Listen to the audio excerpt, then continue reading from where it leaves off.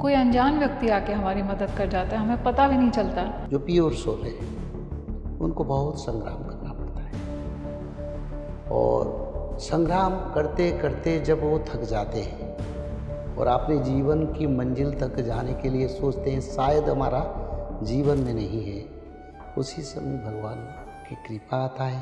एक साधारण मनुष्य और एक भक्त, इसमें कितना डिफरेंस है। भगवान का जो भक्त होते हैं वो निराला होते हैं, उसका कोई तुलना नहीं, उसका कोई सीमा नहीं। एक भक्त के लिए एक सृष्टि निर्माण भगवान करते हैं, एक भक्त के लिए एक कल्प को तोड़ देते हैं, एक भक्त के लिए भगवान खुद वैकुंठ छोड़ के अवतार लेते हैं। ये भक्त है।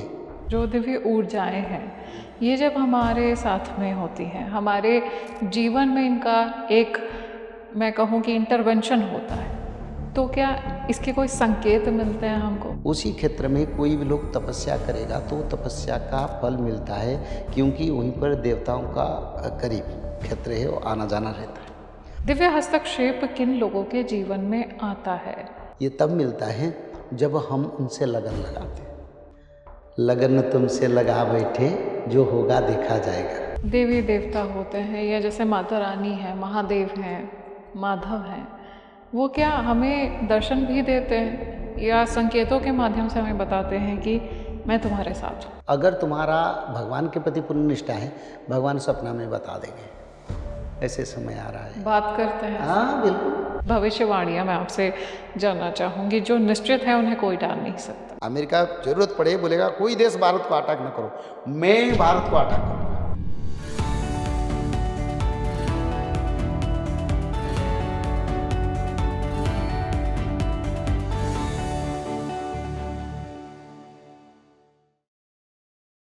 क्या हमारी ज़िंदगी सिर्फ और सिर्फ हमारी मर्जी से चलती है, या फिर इसके पीछे एक दिव्य ऊर्जा है परमात्मा की, उस भगवान की, जो हमें गाइड कर रही है लगातार?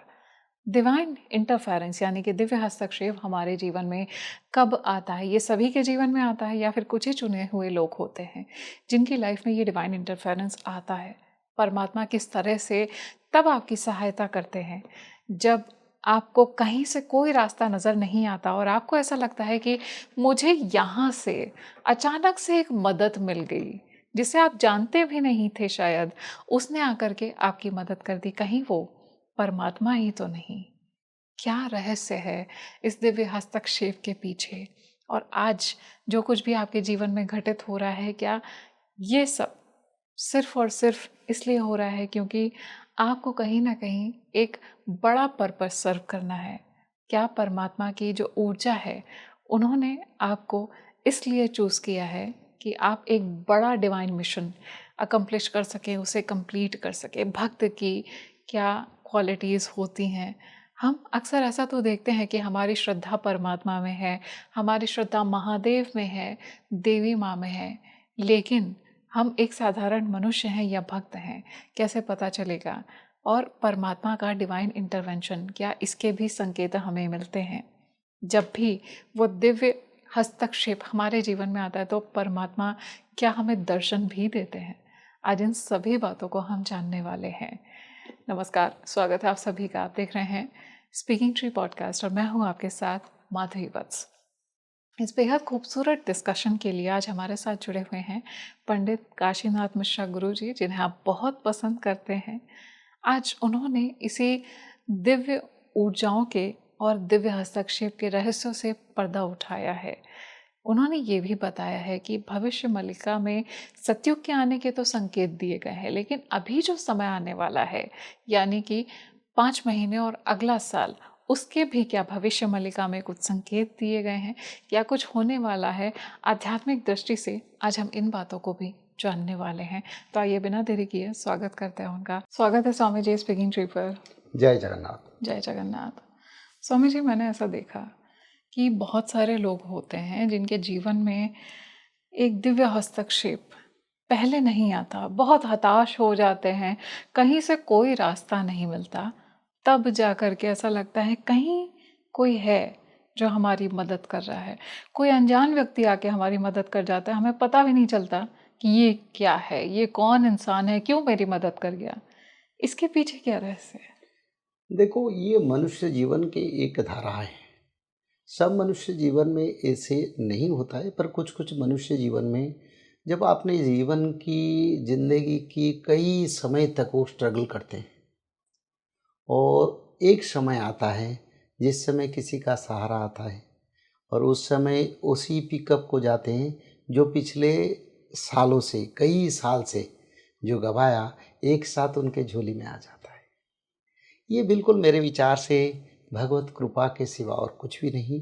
और भगवान ऐसे कई भक्त जो धरती पर जन्म होते हैं, जो प्योर सोल है, उनको बहुत संग्राम करना पड़ता है।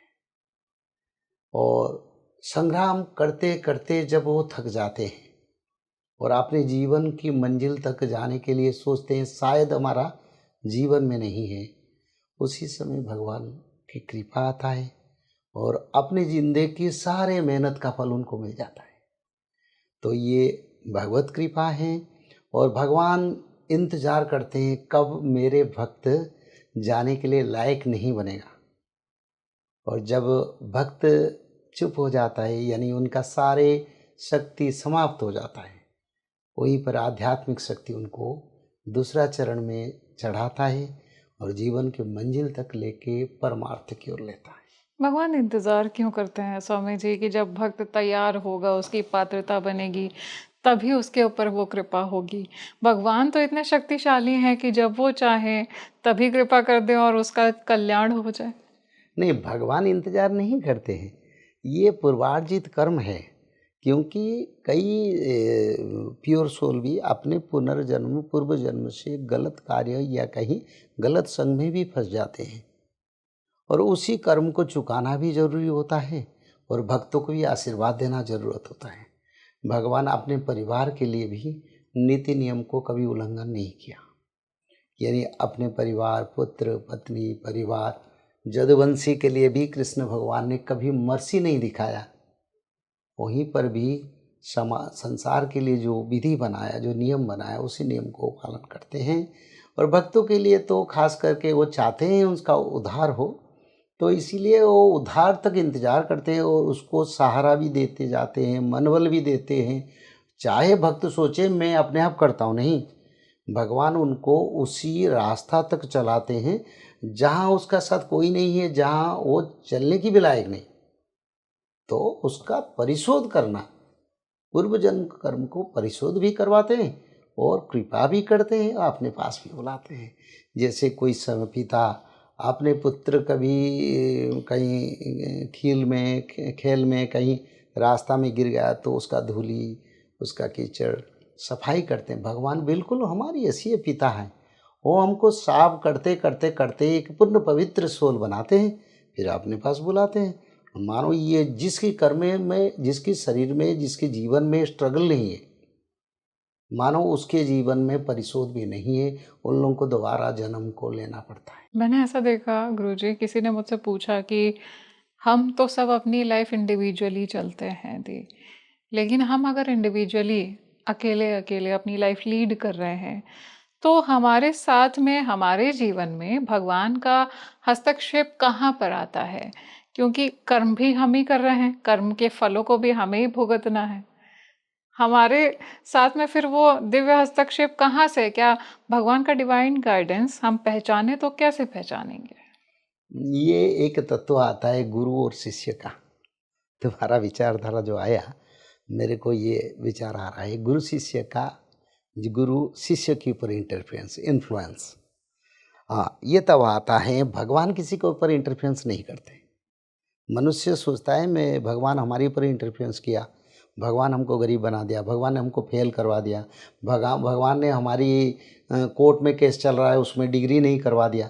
नहीं, भगवान कुछ इसको नहीं करते हैं। भगवान दोनों तत्व करते हैं, एक कर्म का फल देते हैं और भक्त का भजन और समर्पण का फल भी देते हैं। जो कर्म में नहीं है वो समर्पण में मिलता है, भक्ति में मिल जाता है। मानो मेरे जीवन में कुछ भी नहीं, इस जीवन में मैं एक साधारण ज़िंदगी गुजर के फिर दोबारा जाने के लिए, आने के लिए मेरा पास कर्म नहीं है, बचा है। यानी आम जिंदगी, खाना पीना भोजन मिलना भी मेरे ज़िंदगी में नहीं है। पर अगर मैं समर्पण और भक्ति में उनके पास रहा तब ये सारे चक्र बदल जाता है। क्योंकि भक्ति करना भी एक कर्म है, समर्पण भी एक कर्म है, पूर्वार्जित कर्म भी एक प्रारब्ध है जो मनुष्य जीवन को दिशा दिखाता है। तो भगवान पूर्वार्जित कर्म का फल देते, जिसका पास पूर्वार्जित नहीं है और प्रारब्ध नहीं, जिसको प्रारब्ध कहते हैं, तो वो क्या करेगा? अगर वो एक अच्छा भक्त है, इसी स्थान पर गुरु जी यानी कोई सदगुरु, कोई पवित्र गुरु का इन्फ्लुएंस बड़ा कार्य करता है। कैसे करता है? मानो ये जीवन में बिल्कुल ये साधारण सोल है, उसका कोई पावर नहीं है, वो जनरल मनुष्य बन के बस अपना ज़िंदगी तक जाएगा।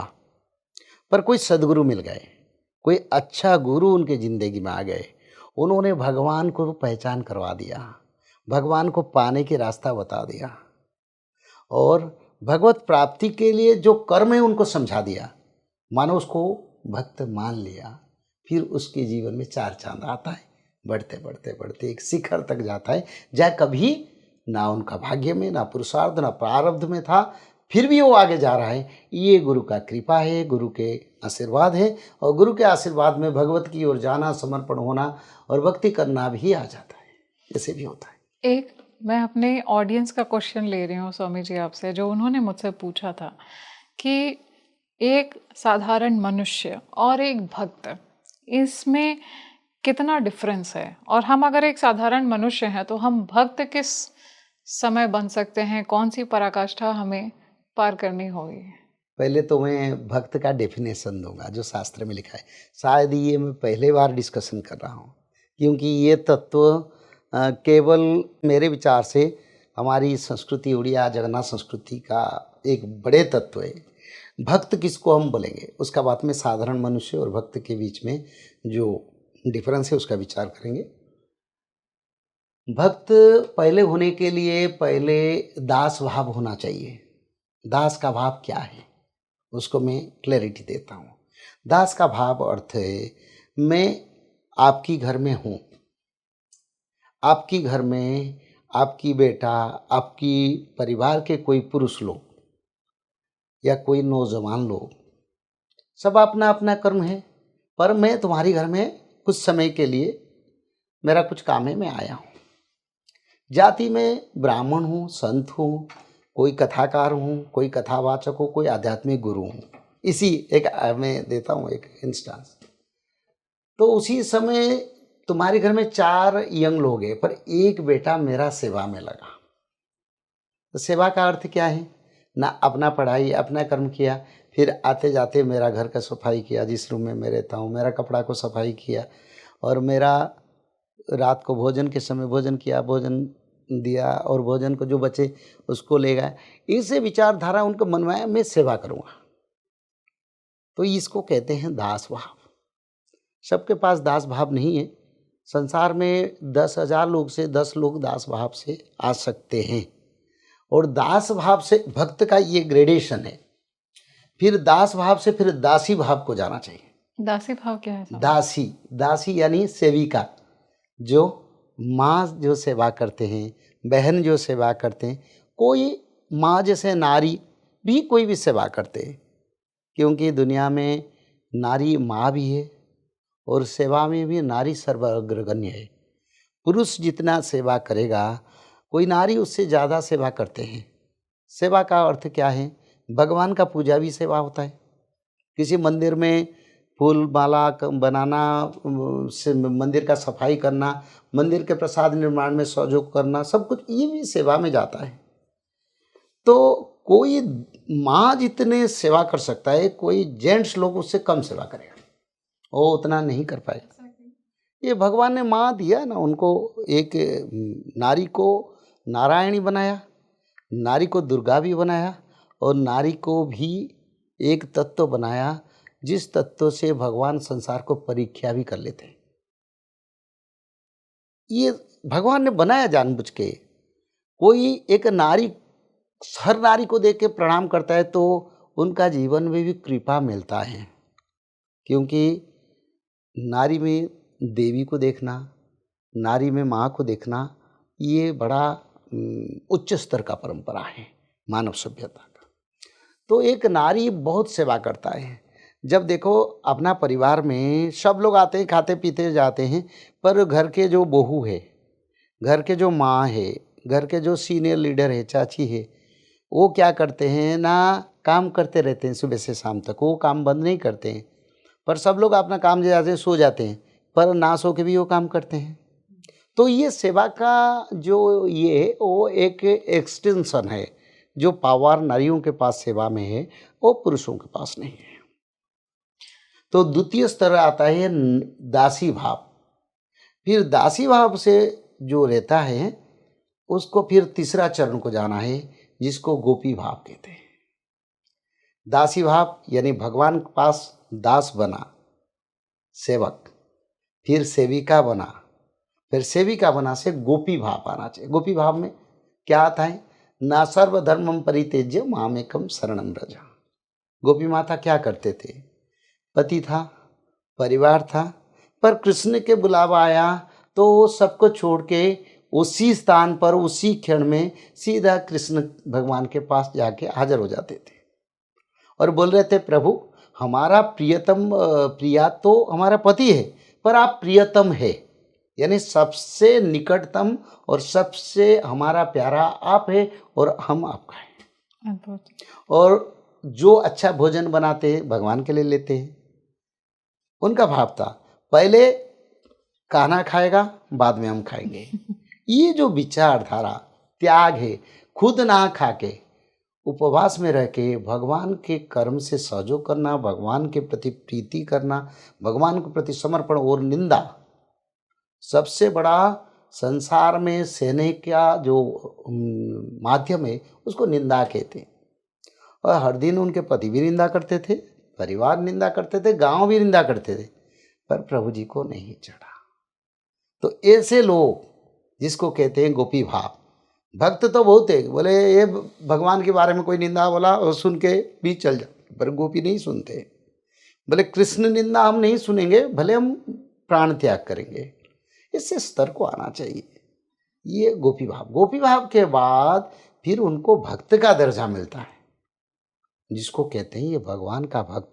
ध्रुव, प्रहलाद, माता द्रौपदी, नारद, पांडव और अक्रूर, सबरी, निषाद राजा, इससे भक्तों को हमने शास्त्र में पढ़े हैं। तो ये भक्त है। तो संसार में 10 लाख में एक भक्त कहाँ है ऐसे भाव में, जो सब छोड़ के कृष्ण के पीछे भागेगा?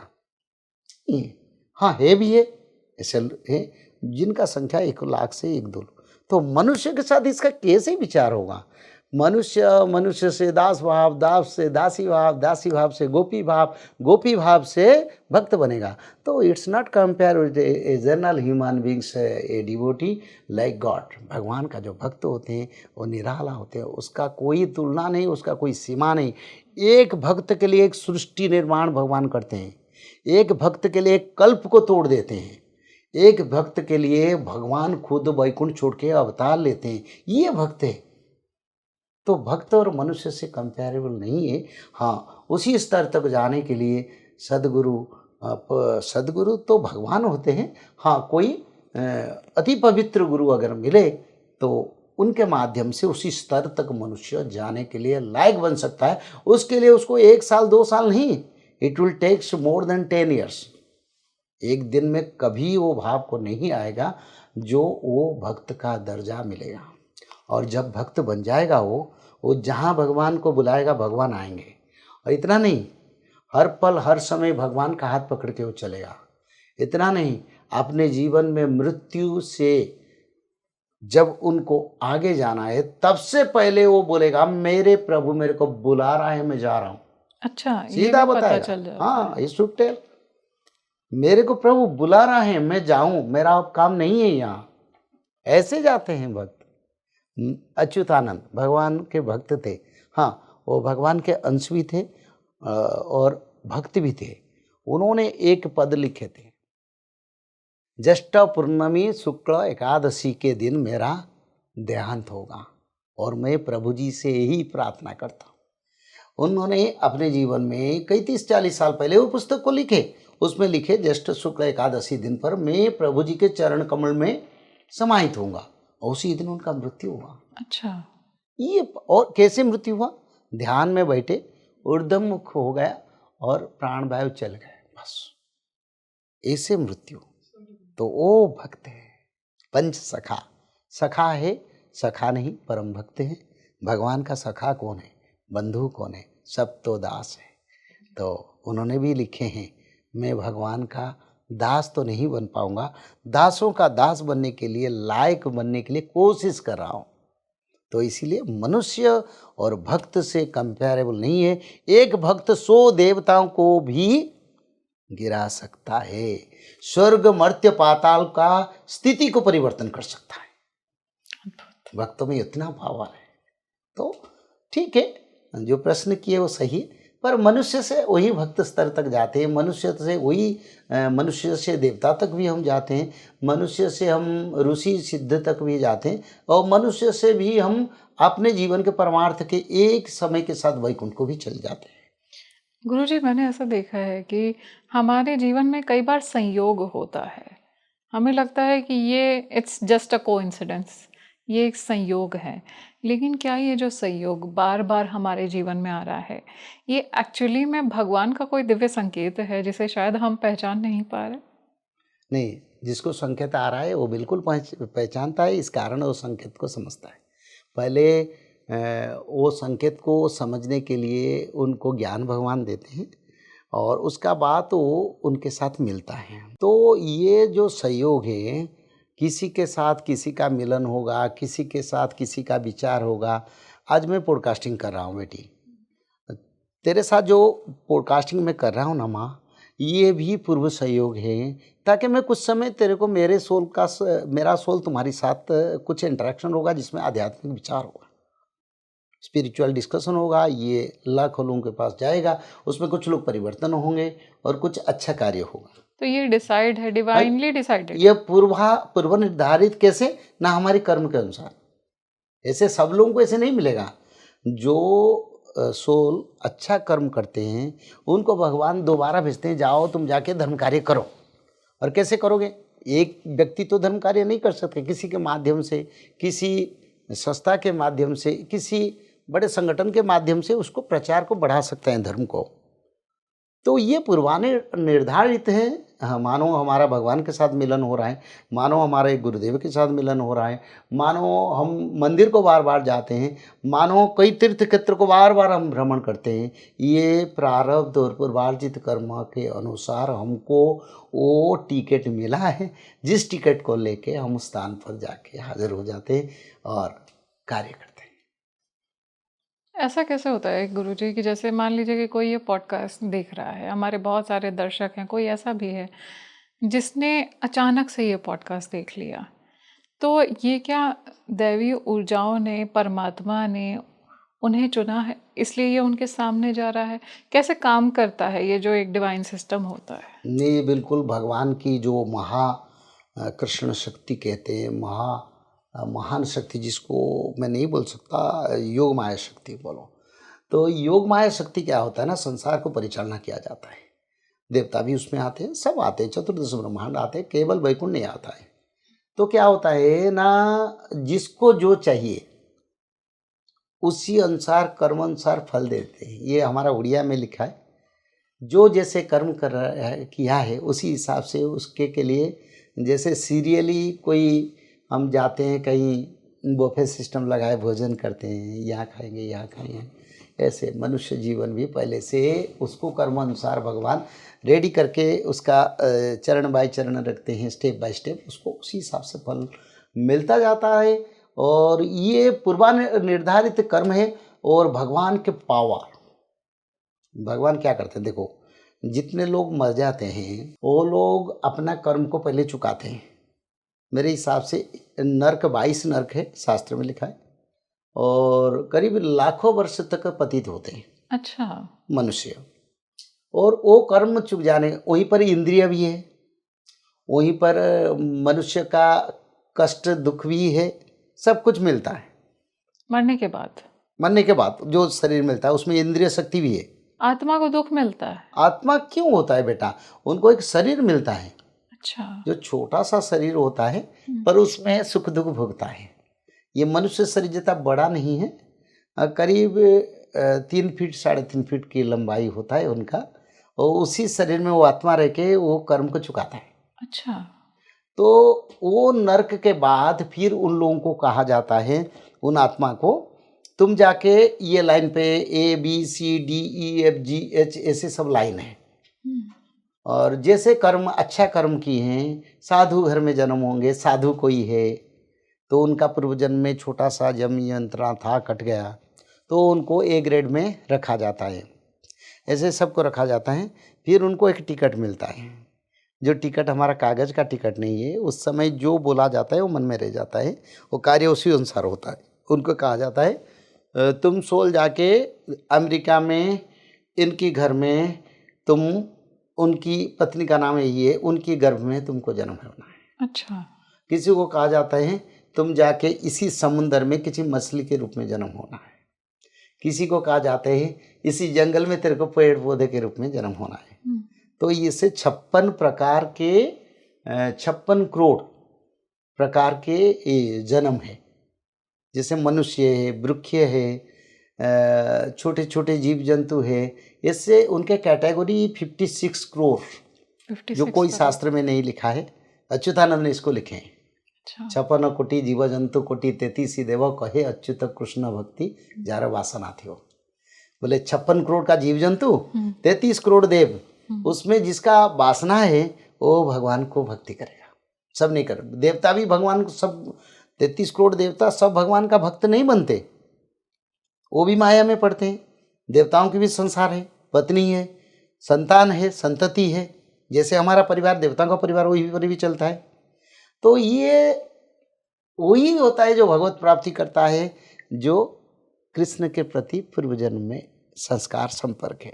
तो इसीलिए जो सोल है वो सोल को सब दिया जाता है। तुमको यहाँ जन्म, किसी को गरीब घर में, किसी को बड़े घर में, किसी को जिसको कर्म के अनुसार, तो फिर जाके वहीं पर वो गर्भ में जाते हैं, जन्म होते हैं।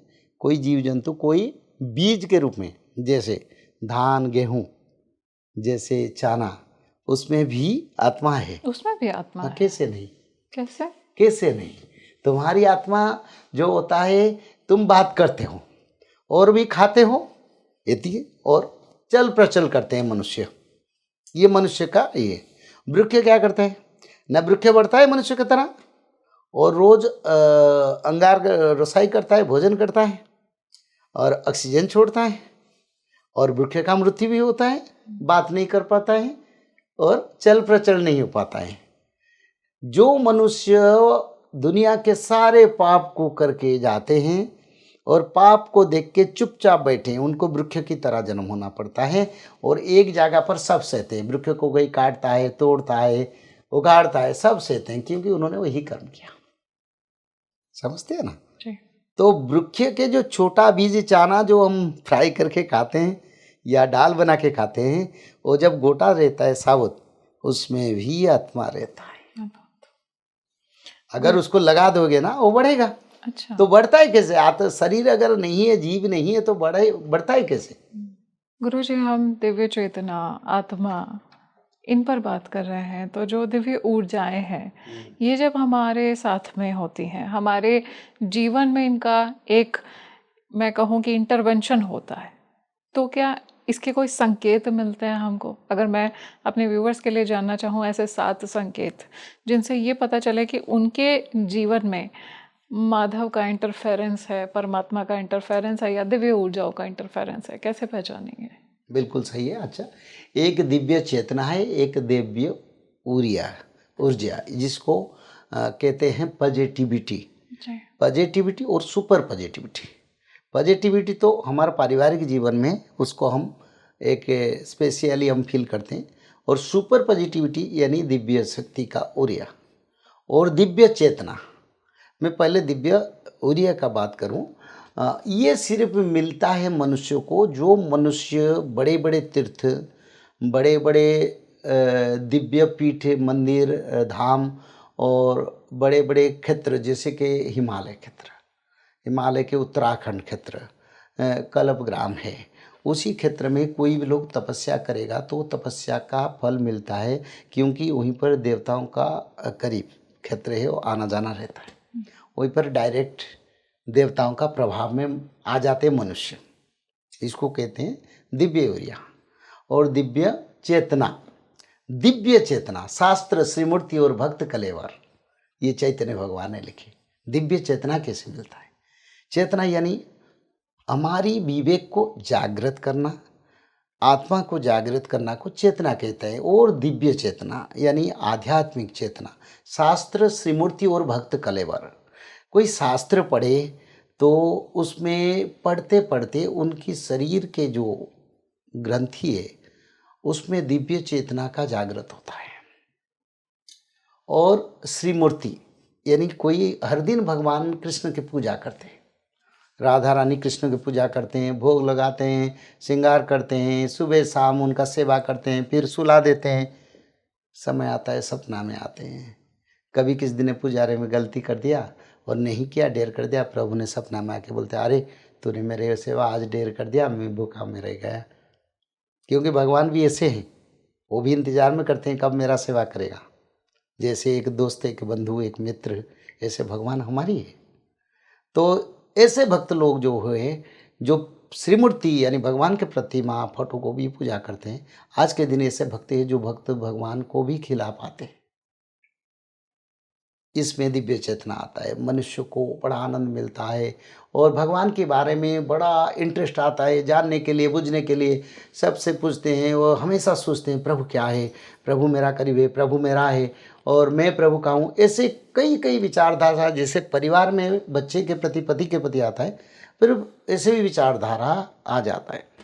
और भक्त कलेवर यानी सत्संग बिनु सत्संग विवेक ना होई, राम कृपा बिनु सुलभ ना सोई, सतसंग मूद मंगल मूला, सोई फल सिद्धि साधन फूला। संसार की सर्वश्रेष्ठ साधन है सत्संग है। और सत्संग अगर अच्छे कोई भक्त के साथ, कोई दिव्य चेतना संपन्न, आध्यात्मिक ज्ञान संपन्न कोई ब्राह्मण के साथ, कोई दिव्य गुरु के साथ भी होता है, उसको भी आध्यात्मिक और दिव्य चेतना कहते हैं। 3 प्रकार का चेतना शास्त्र में चेतना आता है। पढ़ो, समझो ना समझो, बूझो ना बूझो, पढ़ते जाओ, समय आएगा हर मीनिंग का अर्थ हमको मिल जाएगा। एक दिन में नहीं मिलेगा, उसके लिए चाहिए, वो भी एक तपस्या की तरह।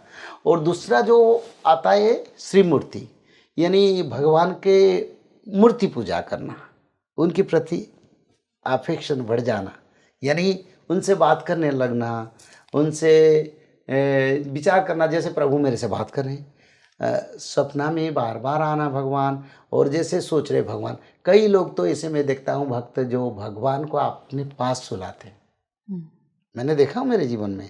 इससे कई भक्त हैं जो भगवान को जो खाते हैं खिलाते हैं, भगवान खाए ना खाए अलग, वो सोचते हैं हमारा प्रभु खाते, वो भी सत्य है, उनका भाव से ही भगवान खाते हैं। भगवान थोड़ा स्थूल भोजन को करते हैं, उनका भाव को खाते हैं। और ऐसे भक्त लोग भी दिव्य चेतना पाते हैं और सत्संग के माध्यम से दिव्य चेतना मिलता है। कोई अच्छा गुरु, अच्छा ब्राह्मण, अच्छा ज्ञान संपन्न, रियल स्पिरिचुअल नॉलेज, उनके साथ बैठ के विचार करो, दिव्य चेतना का आएगा। चेतना और ऊर्जा ये दोनों तत्व है। ऊर्जा होता है पॉजिटिविटी, जो सुपर पॉजिटिविटी, जो दिव्य ऊर्जा, वो सिर्फ ऐसे पहाड़ी क्षेत्र, कई पहाड़ियाँ, एक महेंद्राचल उड़ीसा में, महेंद्राचल जहाँ परशुराम भगवान अभी भी है। यू कैन फील, अच्छा, you can feel that our god is here. तो उनका वहाँ पे एनर्जी फील होता है? हाँ बिल्कुल, मैं तो यहीं भी फील करता हूँ। अच्छा, मैं तो यहीं भी उनको रूप को देखता हूँ। 1 सेकंड आंखें बंद करूँ तो मेरा उनका रूप आता है, जैसे मेरे ये रोम सब खड़ा हो जाता है। तो ऐसे वो क्षेत्र है परशुराम क्षेत्र, भगवान परशुराम बड़े दयालु भी है, बड़े क्रोधी भी है। हाँ, क्रोधी तो पापियों के लिए, भक्त के लिए दया का सागर है। तो ऐसे क्षेत्र है। उड़ीसा में एक देवगिरी है, एक महेंद्राचल है, और उड़ीसा में जगन्नाथ क्षेत्र है। उसको छोड़ के लिंगराज क्षेत्र है, बिरजा क्षेत्र है, और एक क्षेत्र है त्रिलोचन महादेव, जहाँ रावण तपस्या कर रहा था, शंकर भगवान को प्राप्ति किया। त्रिलोचन किए थे। त्रिलोचन महादेव, बहुत बड़ा शंकर भगवान, उस मंदिर से कभी लौटा नहीं, जो मांगे मिले। हर मुराद पूरी हो हाँ जाती है। बिल्कुल। और ऐसे भारत में जैसे हिमाचल क्षेत्र है, उत्तराखंड क्षेत्र है, वैष्णो देवी माता क्षेत्र है, वृंदावन क्षेत्र है, और जमुना के किनारे को भी बोलो, गंगा के किनारा, हरिद्वार बोलो, पुष्कर बोलो, बद्रीधाम बोलो, और द्वारिकाधीश धाम, रामेश्वरम, ऐसे ऐसे क्षेत्र है जिस क्षेत्र में स्वतंत्र पॉजिटिविटी ऊर्जा है, और जिसको भक्त लोग बैठे तो 100% उसको फीलिंग कर सकता है। अच्छा, वहाँ पे उस तरह की ऊर्जा विद्यमान है। बिल्कुल। गुरुजी, दिव्य हस्तक्षेप किन लोगों के जीवन में आता है? क्या ये सभी के जीवन में आता है या फिर चुनिंदा लोगों के जीवन में ही होता है, और कब आता है? तुम अगर उनको ध्यान लगाओ तो तुम्हारी करीब होते हैं, अगर ध्यान नहीं लगाती हो तो वो कैसे करीब होंगे। हाँ, दिव्य इंटरफेरेंस, दिव्य हस्तक्षेप या दिव्य चेतना या दिव्य आशीर्वाद ये तब मिलता है जब हम उनसे लगन लगाते हैं। लगन तुमसे लगा बैठे, जो होगा देखा जाएगा। तो ऐसे वक्त होना चाहिए, मैं लगन लगा के बैठा हूँ, जो होगा, यानी तुम आओगे नहीं आओगे मैं जानता नहीं, पर मैंने आपसे समर्पण हो चुका हूँ। तो ऐसे लोगों को दिव्य हस्तक्षेप होता है, और दिव्य चेतना मिलता है, और दिव्य शक्ति का प्रभाव उन लोगों की अनुभव होता है, उस कृपा भी मिलता है, और अपने जीवन को भी वो लोग सुधार के सुंदर जीवन बना के अपने जीवन के परमार्थ की ओर लेके जाते हैं। ये दिव्य हस्तक्षेप का कोई समय भी निर्धारित होता है स्वामी जी? समय, देखो भगवान के पास कोई समय नहीं है। जब मैं दुखी तब मेरे प्रभु आते हैं। अद्भुत। मानो मेरे को कब दुख आ गया मेरे को मालूम नहीं, किसी भक्त को कब दुख आएगा उसको भी मालूम नहीं है। बहुत सुंदर। यानी शयन, सपन और जागरण, सोने के समय और जागरण के समय या कर्मरत समय, कभी भी मेरे को आपदा आ सकता है। तो भगवान का कृपा उसी समय ही मिलता है, उसके लिए कोई काल समय निर्घंट नहीं है। रात 12 बजे भी भगवान आ सकते हैं, दिन में भी आ सकते हैं, मध्याह्न में भी आ सकते हैं। पर एक बात है, अगर भगवत प्राप्ति के लिए कार्य करेंगे, यानी भगवत प्राप्ति, भगवान को प्राप्ति करना, अपने जीवन को परित्राण सुधार के लिए या दिव्य शक्ति का आशीर्वाद लेने के लिए, तो वो तीनों समय है। एक ब्राह्मी मुहूर्त है जिसको त्रिकाल संध्या में मैं आप लोगों को प्रचार करता हूँ, दूसरा मध्याह्न समय है, तीसरा सायं समय, सूर्य अस्त से आधा घंटे पहले आधा घंटे आगे, और दूसरा मध्याह्न 12 बजे जो होता है समय, 12 बजे से आधा घंटे पहले आधा घंटे आगे, और सूर्य उदय से 3:45 से 5:06:15 तक, सूर्यास्त 6:15 6:30 तक होते हैं। उसी बीच में जो समय, ये भगवत प्राप्ति को आप लोग फील करेंगे। कैसे फील करेंगे? माने हमको कैसे सोचाएगा, ताकि भगवान मेरे को देख रहे हैं, मेरे पास आए हैं, मेरा पास है, पर मैं नहीं देख पाता हूँ। ऐसा फीलिंग कब होगा? कैसे फीलिंग होगा? कैसे पहचानेंगे कि भगवान है साथ में?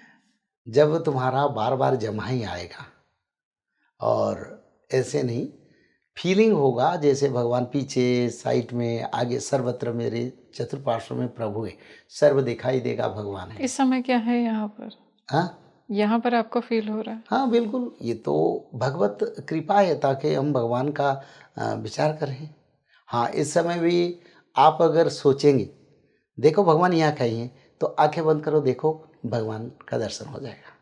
मेरे को तो होता है, मैं जब भगवान का चिंता करता हूँ। ये एक सत्संग है। हाँ, ये टाइम्स ऑफ इंडिया का बहुत बड़ा आध्यात्मिक कार्यक्रम है। मानव कल्याण का ही सर्वश्रेष्ठ कार्य है। कोई मानव को हम लाखों रुपया दे देंगे, पर अपना जिंदगी में वो खड़ा नहीं हो पाएगा।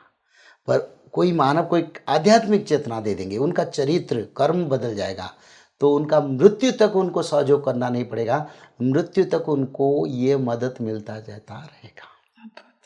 तो ये आध्यात्मिक चेतना का जो विचार है, ये विचार में भगवान नहीं हो तो हम कैसे विचार करते? मनुष्य का क्या ज्ञान है इसके बारे में? मनुष्य तो बस एक जीव है। हाँ, वो चाहने से किसी को लाल बना देते हैं, कोई जैसे कलर दुनिया में लाल, हरा, पीला, ये सब कलर सुंदरता दिखाई देते हैं ना। ऐसे भगवत कृपा जब मनुष्य शरीर में आता है, ऐसे ऐसे विचारधारा आता है जिसमें मनुष्य को प्रभाव मिलता है।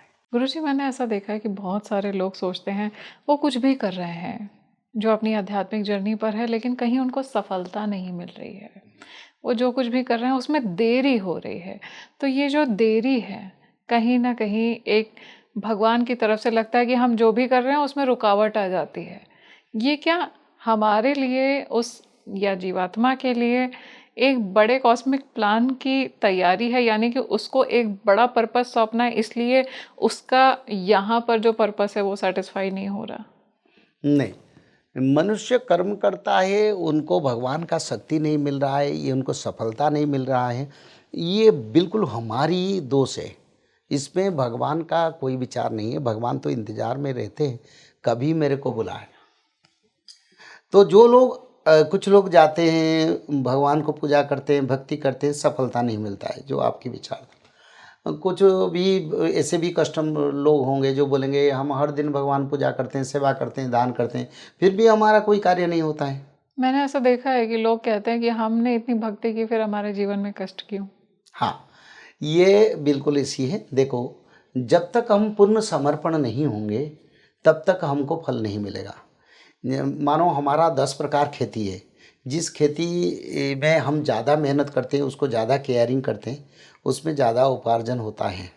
बिल्कुल मनुष्य जीवन एक खेती है। इसको हम उड़िया शास्त्र में लिखा है, ये संसार का एक भूमि है और हमारा शरीर एक भूमि है जहाँ अच्छा पौधे यानी कर्म का पौधे लगा जाए, जिस कर्म के पौधे से, छाया से मनुष्य का कल्याण हो।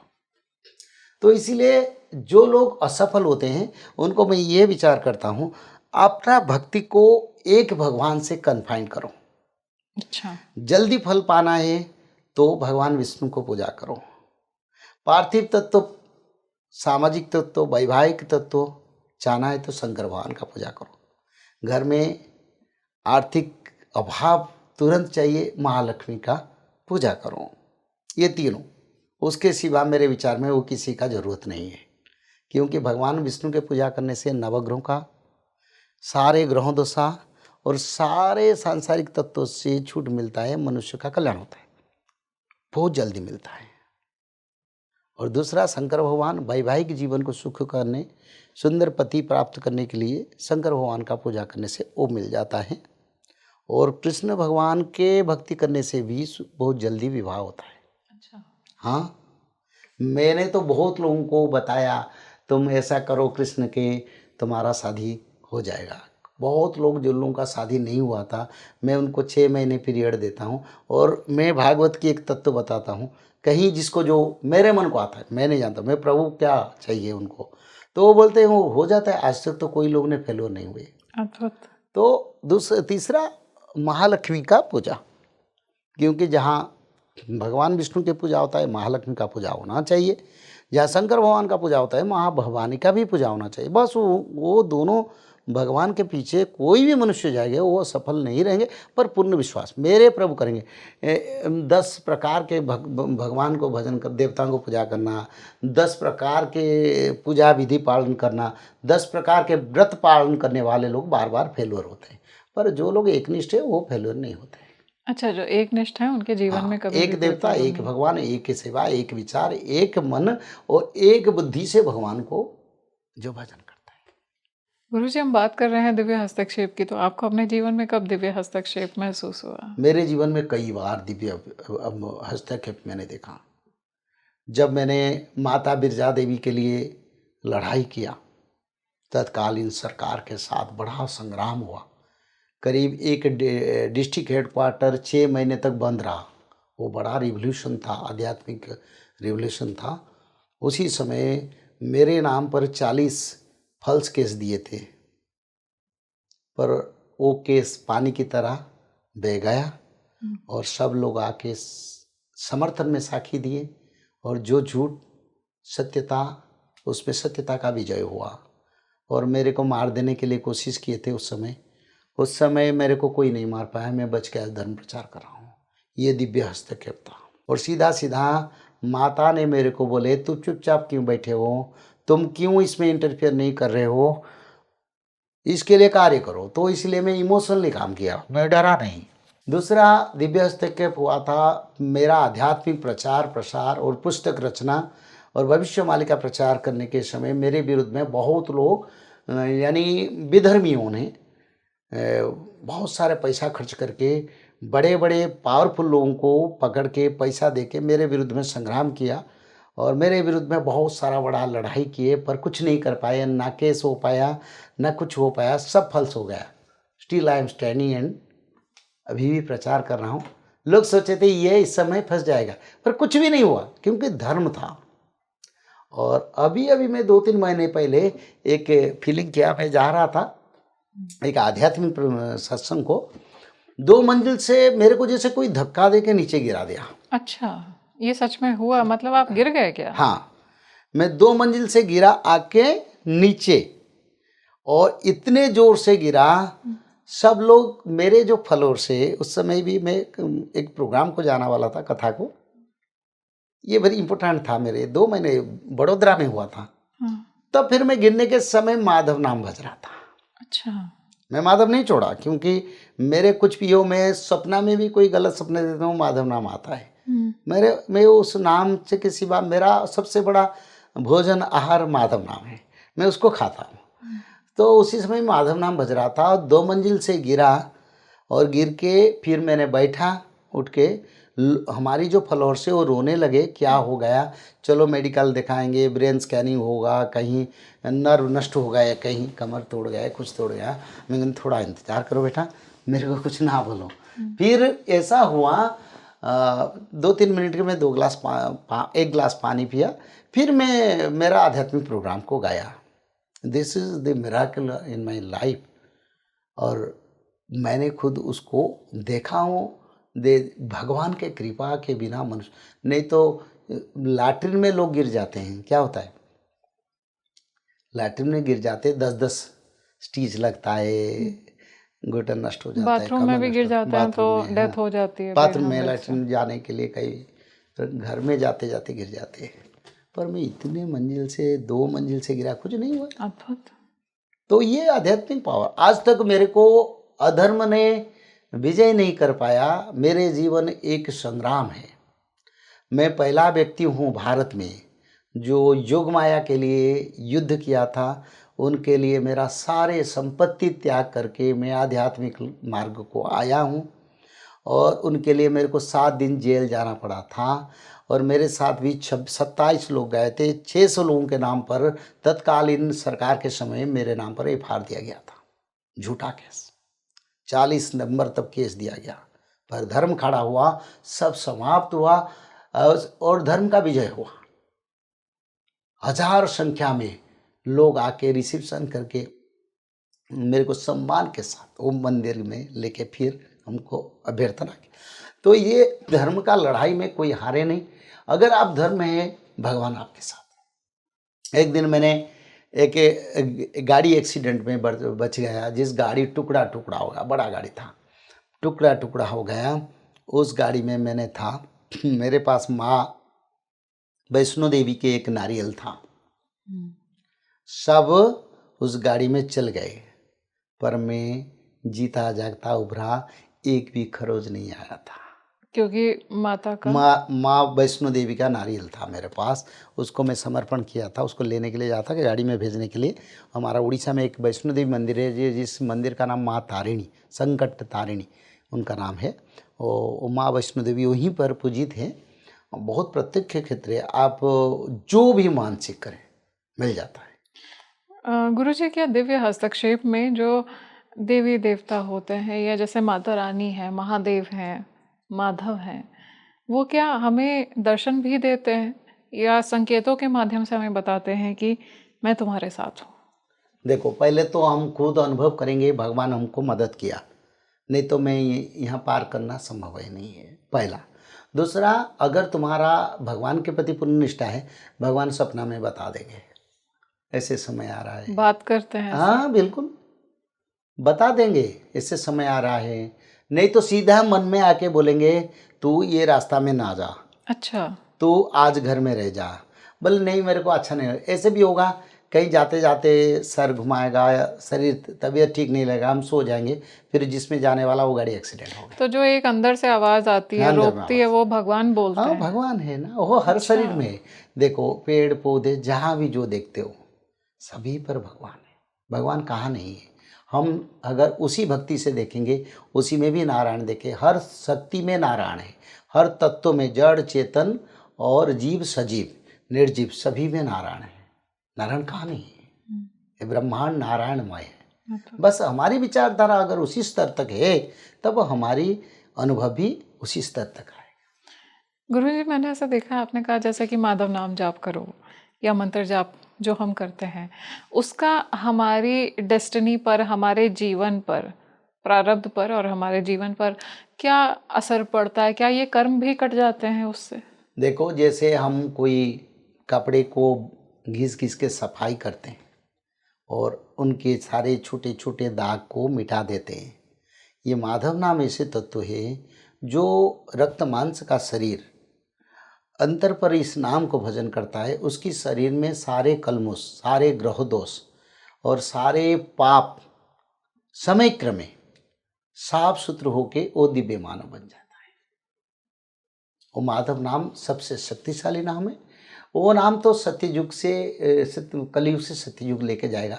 ऐसे समय आएगा विश्व के सभी लोग इस नाम को भजन करेंगे। कब होगा ऐसा?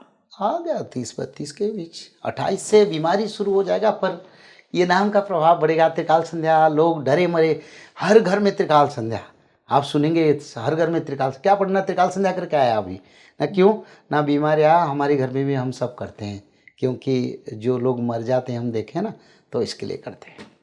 मुझसे एक बार एक सवाल पूछा था गुरुजी किसी ने कि हम बात जब करते हैं आध्यात्म की, तो आज की जो नई जनरेशन है, नई पीढ़ी, यूथ, इनका क्या भविष्य होने वाला है? आपको क्या कुछ दिखता है कि यूथ का क्या भविष्य होने वाला है? देखो मेरे विचार से अभी तक कलयुग जा चुका है, सत्ययुग आएगा, किसी का भविष्य में नहीं देखता हूँ, किसी ये का भविष्य मालिका में क्या आज के यूथ के लिए कोई संकेत दिए गए हैं? बहुत सारे संकेत दिया गया है। क्या संकेत? बहुत हजार संकेत, कितने प्रकार संकेत है। जब संतान संतति पिता पुत्र के छोटे छोटे बच्चे बच्ची पिताजी का बात नहीं मानेंगे तब युग अंत होगा। जब कम उम्र में संतान संतति जन्म होगा तब कलयुग नहीं रहेगा। जब लोग अपने बच्चे लोग अपने बाल को नीचे से काट के ऊपर तक रखेंगे तब सत्ययुग आएगा, कलयुग का अंत होगा। आजकल तो सब काट लेते हैं बच्चे लोग, छोटे छोटे बच्चे भी ऐसे बाल काटते हैं। जब माता लोग अपने बाल को कई प्रकार कलर देके बहुत केश प्रसाधन करेंगे तब युग अंत का समय होगा। अबला कच भूषण भूरी क्षुदा धनहीन दुखी ममता बहुधा, ये तुलसीदास जी ने रामचरितमानस में लिखे हैं। जब दुनिया में पिता पुत्र विवाह के बाद अलग हो जाएंगे, अलग अलग रसोई बनेगा, अलग अलग भोजन खाएंगे। पिता पुत्रस्य भुक्ताश्च पितु पुत्र तथैव च अतिक्रांतानि भोज्यानि भविष्यन्ति युगक्षय। युगक्षय समय में पिता पुत्र अलग होंगे, ये सब लिखा था शास्त्र में। और क्या होगा ना, माँ लोग विदेशी ड्रेस पहनेंगे, यानी आजकल के बेटी लोग जीन्स पाश्चात्य सभ्यता का जीन असर पैंट ज्यादा टी होगा। शर्ट समझते हुए वे फिरिंगी वैसा। फिरिंगी यानी उड़िया भाषा है ये, फिरिंगी यानी विदेशियों का भेष होंगे, तब जानो युगंत होगा। गुरुजी, एक सवाल मैं अपनी ऑडियंस के लिए लेना चाहती हूँ कि अभी जो आने वाला समय है, अब इस समय हम देख रहे हैं कि विश्व में युद्ध की परिस्थितियां हैं, हमारे देश में भी काफ़ी जन आक्रोश देखने को मिल रहा है। तो आने वाले साल तक, अभी जो आने वाले 5 महीने हैं और अगला जो साल है, इसमें कौन से भविष्य मालिका के संकेत हैं जो होना निश्चित हैं? ऐसी 5 भविष्यवाणियां मैं आपसे जानना चाहूँगी जो निश्चित है, उन्हें कोई टाल नहीं सकता। भविष्यवाणी का को ये जो लोग कहते हैं कि इसको कोई टाल नहीं सकता, मैं उसको नहीं मानूंगा, क्योंकि करी कराऊ थाऊ ही थाऊ तू ही तो बिनु अन्य गति नहीं। करने वाला तुम हो, कराने वाला तुम हो, तेरे बिना और दुनिया में कोई नहीं है।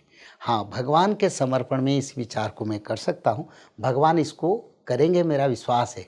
हाँ, नहीं करेंगे भी, हमारा कोई इसमें लेना-देना नहीं, पर होने वाला कुछ तत्वों को मैं बताता हूँ। मैं ऐसे नहीं बोलूँगा, क्योंकि कुछ इसमें अहंकार आता है। हम भगवान का सेवक हो के मालिक ना बनना।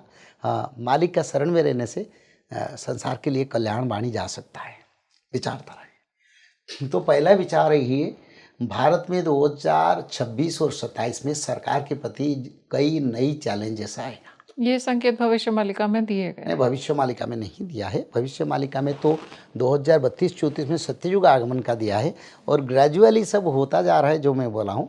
पर आप कन्फाइंड समय बोले तो मैं उसको कुछ विचार करता हूँ। पहला विचार है, सरकार के प्रति नई चैलेंज है। चैलेंजेस को भी मैं बताऊँगा, ऐसे नहीं बताता हूँ।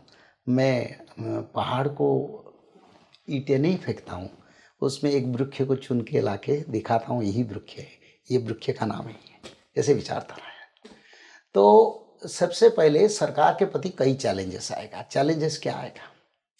चैलेंजेस में पहला चैलेंजेस आएगा जिसमें राजनीतिक स्तर पर बड़े उथल पुथल होगा, पर सरकार रहेगा। सरकार का समस्या नहीं है। राजनीति में कोई पदवी पर रहेगा, कोई नहीं रहेगा। एक बात कहूँ, मैं कई दिन पहले ही भविष्य मालिका के पंक्ति गाया था, आपकी पॉडकास्टिंग में भी मैं बताया था। आपद पड़िब बहुत किछि, अबहर भांगिब बेलुक होछि, आरते लोड़िबे धर्मना, आंट करी भज से जगुना, अतिरिक्त मास पक्ष जे, अमावास्या संक्रांति एकत्र पड़िब, बहुवार कर लक्ष्य जे। ये उड़िया में लिखा है। अच्युतानंद ने ये लिखे थे, संसार के प्रति बहुत आपद आएगा, किसी का गर्व नहीं रहेगा, किसी का। अच्छा। किसी का गर्व का अर्थ है, चाहे राष्ट्र मुख्य हो, चाहे देश मुख्य हो, चाहे राज्य मुख्य हो, चाहे कोई बड़े पदवी पर हो, कई बड़े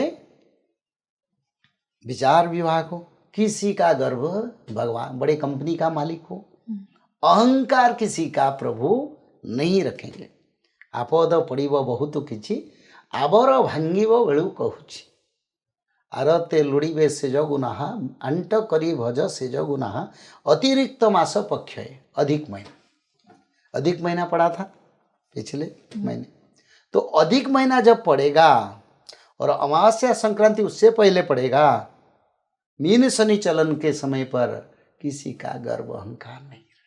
अच्छा, अधिक मास जो पड़ा था और उसके पहले। इसको मैं गारंटी दे के कहता हूँ, जो बड़े बड़े पदवी पर आके माफी मांगेंगे। आज अमेरिका ईरान के पास गुहार लगाता ना, ईरान के पास युद्ध बंद करो, सीज फायर करो, फिर वो नहीं करता है, फिर चलाता है, फिर कहता है करो। ये क्या है?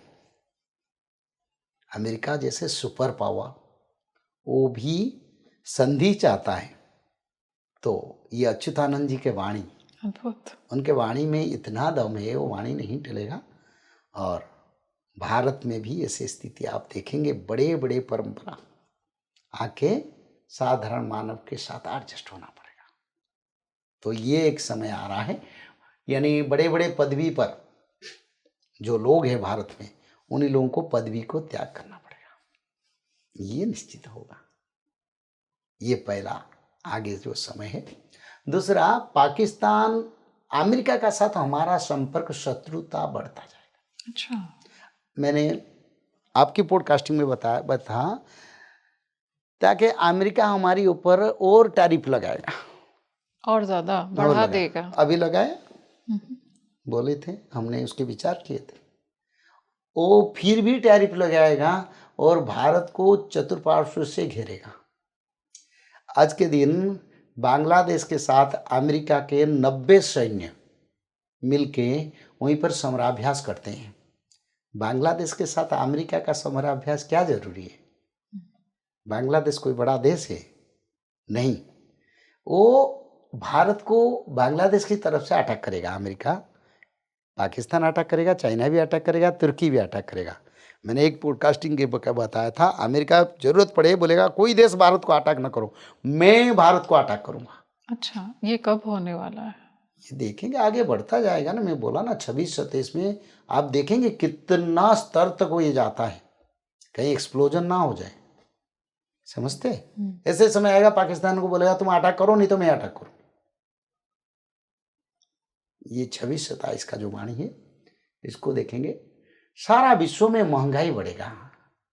महंगाई का अर्थ क्या है? एग्रीकल्चरल प्रोडक्शन 30 से 40% नहीं होगा। इस साल का बात करता हूं, इसमें परिवर्तन नहीं है, क्योंकि भविष्यवाणी का वाणी है, ये मेरे वाणी नहीं है। दूसरा जो विचार किया, ये आपस में विचार किया तो है। ये भविष्यवाणी ये भविष्यवाणी का कह दिया गया है। विंश अंक ठारू ओडिशा अक्षरे हुई व फसल हानि। विंश अंक यानी, इसको मैं विचार नहीं कर पाता हूँ, हाँ विचार करने की जरूरत भी नहीं है। तो उसी समय से उड़ीसा से कृषि हानि होगा, विश्व में कृषि हानि होगा। ये 30-40% एग्रीकल्चरल प्रोडक्शन बंद हो जाएगा इस साल। और जो सोना चांदी शेयर मार्केट, वो बिल्कुल जैसे वाइब्रेशन होते रहेगा, किसी को लाभ नहीं देगा, सब लोग इसमें परेशानी हो गए, चिंतित हो गए, रात को नींद नहीं आएगा। बताता हूँ। और शिक्षा में हमारी देश आगे बढ़ेगा, टेक्नोलॉजी में हमारी देश आगे बढ़ेगा। टेक्नोलॉजी और शिक्षा में हमारी न्यू जेनरेशन अच्छा रिजल्ट भी करेंगे। कुछ बीमारी कुछ राज्य में आ सकता है, ये 26-27 में। 26-27 में, हाँ, कुछ समय ज़्यादा प्रभाव नहीं करेगा पर आएगा। पर 28 के अंत में बीमारी आएगा भारत को। किस तरह की बीमारी? 64 प्रकार बीमारी। 64 प्रकार की? हाँ, कोरोना जैसा 64 टाइप्स ऑफ कोरोना। ये भविष्यवाणी में क्या ये कहा लिखा गया है? समझिए, ये लिखा है भविष्यवाणी में। और क्या होगा ना, छोटे छोटे देश भारत को भी धमकी देंगे। छोटे छोटे देश? छोटे छोटे देश कौन कौन है? एक बांग्लादेश है, एक नेपाल है, एक हमारा श्रीलंका है। ये देश भी धमकी देने से भी पीछे नहीं हटेंगे। ये होगा। और सरकार स्थिर रहेगा, शासन स्थिर रहेगा, पर सरकार के प्रति कई नई चैलेंजेस, जैसे अभी छोटा सा इशू बढ़ के बहुत बड़ा हो गया। और ऐसे कई इशू सरकार को फेस करना पड़ेगा हर राज्य में। और कई राज्य में, कुछ राज्य में मुख्यमंत्रियों का चेंजेस होगा। कुछ राज्य में, उसका मैं नहीं बोलूँगा, उस राज्य के मुख्यमंत्री मेरे को सोचेंगे भले ये बोल रहे हैं, पर 100 में आपको बता दूंगा, आप लिख के रखेंगे। जो जो राज्य में होगा आप लिख के रखेंगे, मेरे को बताएं, आपने बता दिया। पर मैं ओपनली नहीं बताऊंगा, क्योंकि वो राज्य के मुख्यमंत्री बोलेंगे ये पंडित काशीनाथ मिश्र हमारे विरुद्ध में बोला था, शायद उनके कारण हुआ है, हम क्यों बोले। पर मुख्यमंत्रियों का चेंजेस होगा। और समय के साथ लोगों का आध्यात्मिक विकास होगा हमारी देश में। सबसे बड़ा जितने मेडिकल्स है, मेडिकल कॉलेज है, क्लिनिक है, बड़े बड़े शिल्प प्रतिष्ठान, अकस्मात यानी एक्सीडेंटल आग लगेगा, रोड एक्सीडेंट, ट्रेन एक्सीडेंट बढ़ेगा, जो पिछले साल से 26-27 से ज़्यादा, बहुत ज़्यादा होगा। और लोग भी आध्यात्मिक की ओर आएंगे। हमारी भोजन सामग्री का भाव बहुत बढ़ेगा। अच्छा, ये प्राइसेस सब बढ़ जाएंगे हमारी देश में होगा। और जीडीपी बढ़ेगा नहीं, जीडीपी घटेगा। और दूसरे देश में हमसे ज़्यादा घटेगा, हमारे देश में कम होगा। और प्राकृतिक आपद हिमाचल क्षेत्र, उड़ीसा, बिहार, बंगाल और पंजाब, हरियाणा, ब्रजवृंदावन, उत्तर प्रदेश क्षेत्र, राजस्थान, प्राकृतिक आपद होगा। और कई राज्यों में हिमालय क्षेत्र, दिल्ली से हिमालय क्षेत्र तक, राजस्थान से, सो ये क्षेत्र में बड़े बड़े छोटे छोटे भूकंप भी 26-27 में होगा। और ज़्यादा भूकंप अमेरिका, पाकिस्तान, चाइना में कहता हूँ हमेशा, America, Pakistan, China, Japan, Indonesia, Thailand, Hong Kong और अफ्रीकन कंट्री, रशियन कंट्री भी आता है। प्रशांत महासागर, बंगोपसागर, जगन्नाथ क्षेत्र बंगोपसागर में आता है, उस क्षेत्र में अरब सागर, मिड ईस्ट कंट्री भूकंप होता रहेगा। छोटे बड़े भूकंप होगा।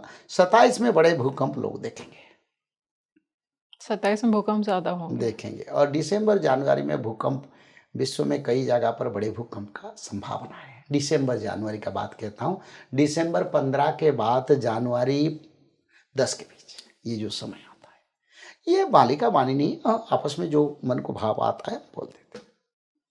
तो ये भविष्य मालिका में संकेत हैं उन्हीं के, उन्हीं हाँ, को आपने उसमें बहुत बताया। सारे जो भविष्य मालिका का, जैसे एग्रीकल्चर नहीं होगा, जैसे अमेरिका के साथ संपर्क हमारा खराब होते जाएगा, बढ़ता जाएगा संपर्क, ये सब चीज़ भविष्य मालिका में लिखा है। धन्यवाद गुरुजी, आपने इतना समय दिया और इतना कुछ हमें बताया। जय जगन्नाथ। जय जगन्नाथ। क्या आप भी दिव्य हस्तक्षेप को मानते हैं? क्या कुछ होता है जब आपके जीवन में एक दिव्य हस्तक्षेप आता है? क्या आप जिस भगवान को मान रहे हैं, जिन पर अपनी श्रद्धा रख रहे हैं, वो आपको दर्शन देने आते हैं? क्या कुछ होता है जब आपके जीवन में ये परमात्मा की कृपा चल करके आती है और आपको वहाँ से मदद मिलती है जहाँ से आपने शायद सोचा भी नहीं होता है? आज इन सभी बातों को हमने जाना है। इसके साथ में हमने ये भी जाना है कि आगे आने वाला समय, कुछ महीने, क्या इनके संकेत भी भविष्य मालिका में दिए गए हैं? मुझे अपने कमेंट सेक्शन में ज़रूर बताइए कि आपका क्या कोई दिव्य हस्तक्षेप को लेकर के कोई ऐसा डिवाइन एक्सपीरियंस रहा है जिसने आपकी लाइफ को पूरी तरह से ट्रांसफॉर्म कर दिया है। अगर आपका ऐसा कोई सवाल है जो आप चाहते हैं हम गुरुजी से आने वाले एपिसोड मिले, तो उसे भी हमें कमेंट सेक्शन में ज़रूर शेयर करिए। इस वीडियो को लाइक करिए, शेयर करिए, उस इंसान तक पहुंचाइए जिसकी आस्था है परमात्मा में, जिसकी आस्था है दिव्य कृपा में। आज के लिए मुझे दीजिए इजाज़त और मिलेंगे एक नए एपिसोड में, एक नए टॉपिक के साथ में, एक नए दिव्य डिस्कशन के साथ में। नमस्कार।